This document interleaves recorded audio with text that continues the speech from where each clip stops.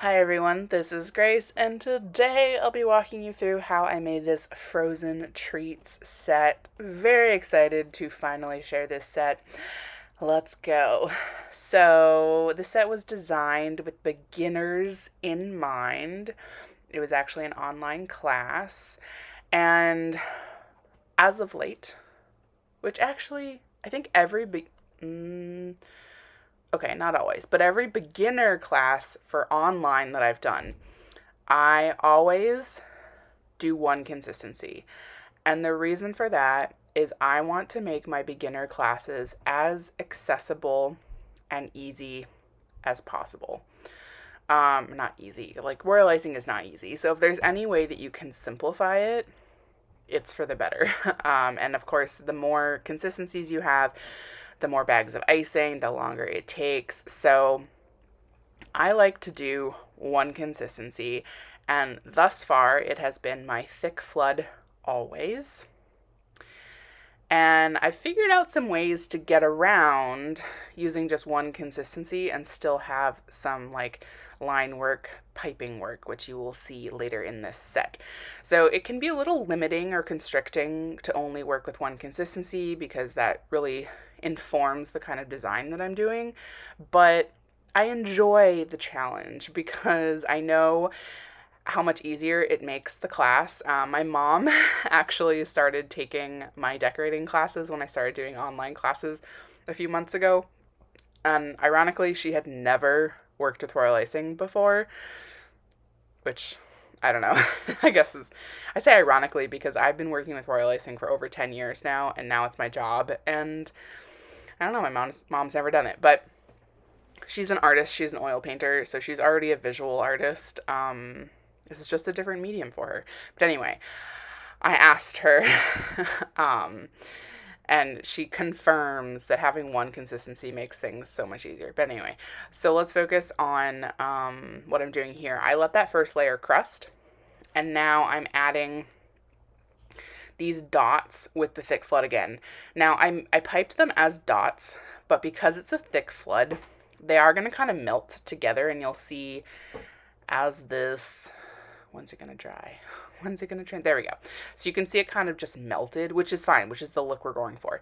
So we're doing a crackle here, just a very messy crackle. So I'm using a nice tool here, or like the end of a paintbrush, but if you don't have something with a nice rounded end, it's totally fine. And for crackle, I let it dry usually 10 to 15 minutes. It depends on the environment you're working in. But I just set a timer for 10 minutes and then I check it after that. And you really want it to crack the surface, not just like indent the surface. So for this drip here, again, I'm using my thick flood. And I'm going in and I just outlined the area that I wanted to drip, and I'm adding some sprinkles on top, which are totally optional, and you can use any sprinkles that you have in your house. I would just caution that some sprinkles do bleed. So I tested a bunch, and yeah, these are some of my favorite non-prize. I bought them from New York Cake in New York City. That little drip was just a dot that obviously I used a scribe to make into like a drip teardrop. And this here is the brown thick flood, but I put it in a smaller bag and I cut a much smaller tip, which gives me this pretend line piping situation. It's obviously not as precise as if you used piping consistency, but it definitely gets the job done for something really simple like that cone. So this next one is, what is this? This is the Popsicle. And for this, we're prepping for some cutouts. And I like to use a flat tool like this Thingamajiggy by the Cookie Countess. You can also use just like a kitchen knife, just anything to kind of level out the icing. It doesn't need to be perfectly flat, but just make sure that you're covering enough of the cookie. So for these cutouts that we're doing, it's covered. Now, excuse me, I let that first layer of icing just kind of crust a little bit. I wouldn't do this while it's totally wet. I think just a light crust is good. And for cutouts, you always want to do the cutout first when you're doing one consistency, and make the cutouts a little bit bigger than you ultimately want, because when you're using a one consistency like this, those cutouts are inevitably going to just kind of close up a little bit. Normally when I do a cutout, I prefer to use a piping consistency to outline the cutout and then flood with a normal flood, because that's going to hold the icing in better. But again, I'm working with what I got with this beginner set, and we just have one consistency, so let's roll with it. I would not recommend letting the cutout outline dry before going in with the flood, just because since they're using a piping consistency, that outline is huge, and you're going to be able to see the dried outline no matter what when you add that flood. That said, if you're super, super beginner and you're really struggling and you just need a break, like a break somewhere, let the outline dry, then come in with your flood. Like, if you can see the outline, it's not a big deal. You're a beginner. Like, can't make it look like an advanced person did it. So it's important to let that yellow crust pretty significantly, because we're adding some pressure on top. And this is the kind of frost bit. I like to take, again, like a flat tool and just kind of flatten out the frost. And I didn't always clean off my tool, and sometimes it would get like little bits of extra icing elsewhere, which I really liked, actually. You could leave the frost like that, but then I wanted to add some sprinkles on top. This is sanding sugar. Since we were using sanding sugar for the snow cone anyway, might as well. If you're only going to buy one sprinkle ever, sanding sugar, white sanding sugar. My number 2 would be white non-prize. Like the little sprinkles I use on the snow cone, those are non-prize, but I used a combination of pink, orange, and yellow. But yeah, these are the most versatile sprinkles, and I don't recommend colored sanding sugar unless you're making like a whole set with white icing and you still want to have color. I use white sanding sugar on everything, every color, not just white. Kind of my same approach for edible glitter, diamond dust. I 9 times out of 10 use white. I have white, gold, silver, and I think that's it in diamond dust. They have a bajillion other colors, but I actually don't like the look of the colored glitter. Sidebar. Okay, the first thing I did there was obviously what I do. I outlined the soft serve, and now I'm doing flooding in sections. So we're flooding alternating sections, and what that does is it gives definition in between the sections instead of having them all melt together. And for this, you need it to just barely crust. So I don't know, like 10 to 15 minutes. You don't need a lot of time on this. I chose to do the sections in the order I'm doing them here because I thought that was the easiest way. I did try doing the opposite once, and I was like, it just didn't feel as good. I would like to add a side note, unrelated but related. So I'm from Vermont, and in Vermont, we call soft serve creamies. That's with 4 E's. It is Creemee. Yep.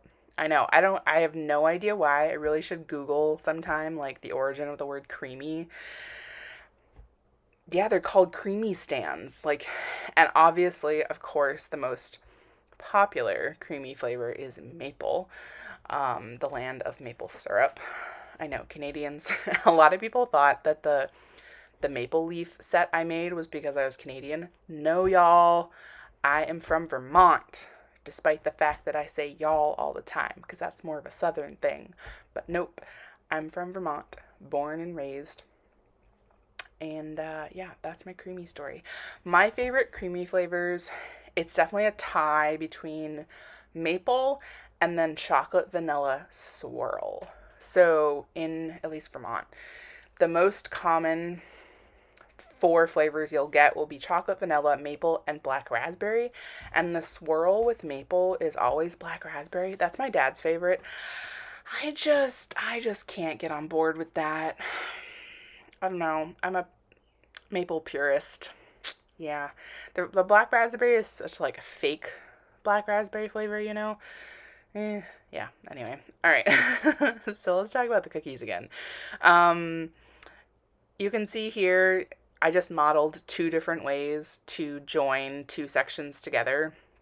Either you can do just the outline thickness first, which is what I did on the bottom, or you can flood up right next to the section, which is my usual preference. But because, I don't know, I guess I decided to do it with the outline on the bottom because it wasn't completely touching the bottom section of the cone. I guess that was my thought process. And here again, I'm using that same smaller bag with a smaller tip for the cone. Just doing a little line piping action. I kind of like the fact that it like extra melts into each other since it's a flood consistency, obviously. Next up, we have the Creamsicle. Now, sidebar. This set has 5 designs, but only 3 cutters. How cool is that? I worked with Amanda over at Brighton Cutters to put this together because that's another thing that I prioritize now with my beginner classes I've learned along the way, is that beginners especially don't want to be buying a lot of cutters. And so if there's a way to use fewer cutters, it's always welcome. So in this case, 5 designs, 3 cutters. This is the same as the first yellow Popsicle, but the set comes with a little bite tool, and you just cut a bite out yourself. Oh, I forgot to mention for the Popsicle, that was an ode to my mother because my mother loves banana popsicles, like the super fake banana. She's just obsessed. So yeah.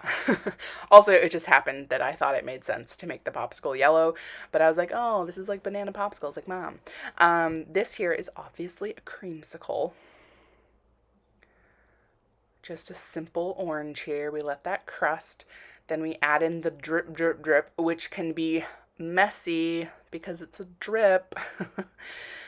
This is still that thick flood. And then all of the popsicle sticks are also a thick flood.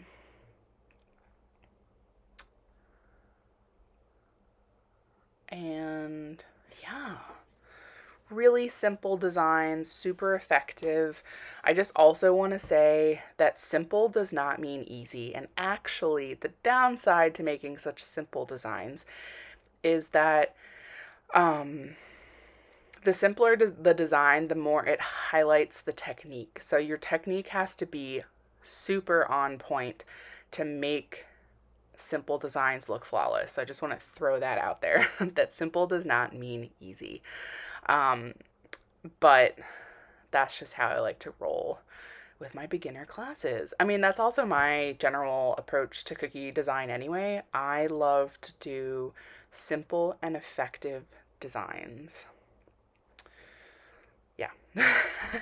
That's my motto. Like, that's not a motto, but that's my style. So you can do this snow cone, I want to say, in 2 different ways. You can do it this way, which is to do the bottom first, let the bottom crust, so the cup, and then do the snow cone part. That I find the look is cleaner, but in the actual class for this, I did it the opposite order because that's faster. You can do the snow first and then the cone. The reason why it's faster or more seamless, faster, whatever, is if you're going to do it this way, you really have to make sure that that white has dried pretty significantly because you're going to be covering the top portion in sanding sugar, and if that bottom is not quite dry, then the sprinkles will stick to it. Tip here for the snow cone portion, it's a little hard to tell at this angle, but you do not want to flood all the way to the edge. You can see here better. Actually, no, it's not that hard. I'm leaving like a solid, 3 millimeters on the edge there, and that is because the weight of the sanding sugar will weigh down the icing, and it will actually make it spread out. So I've learned this the hard way too many times, not to flood all the way to the edge. Yeah, so learned from me. A sidebar on sanding sugar. Sanding sugar comes in different sizes. It is different than table sugar. I think it's because it's fundamentally bigger. And I don't know, something about it is shinier. I don't know where that comes from. But this is what would be considered the smaller size of sanding sugar. The two most common would be small and large. Like the large ones are like real crystal size, and that I like for different effects. And then there's kind of a medium size in the middle. But generally, I would say most often I use the small size. It's probably also the most common to buy. This here is the same deal. Smaller bag of white with a smaller tip cutout. Really simple finish. Oh, and the cookie cutter for the ice cream and the snow cone is the same. You don't do anything different to it. You just decorate it differently. How freaking cool is that? Clearly, I'm very excited and passionate about this set. One thing that will inevitably happen is you will get some craters because you're using a thick flood for the entire set. It's just going to happen. You can see some craters on my popsicle sticks. Popsicle sticks. Oh well, it happens. YOLO. As always, I loved walking you through this. I hope you enjoyed the video. I hope you try it yourself, and have a sweet one.